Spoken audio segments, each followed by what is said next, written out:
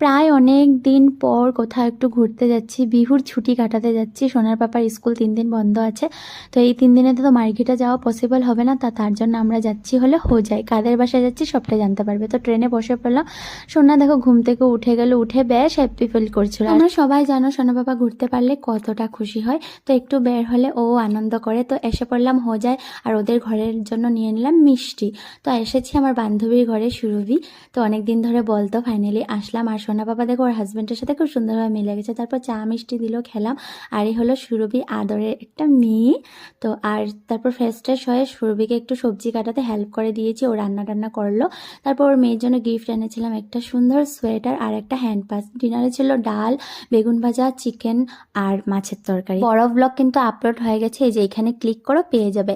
তো ওরা খেতে বসে পড়েছে, ওরা উঠলে আমি আর সুরভি বসবো। আর সোনা দেখো একবার ক্যামেরাতে দেখছে, একবার মাম্মামকে দেখছে। তো চলো টাটা সবাইকে।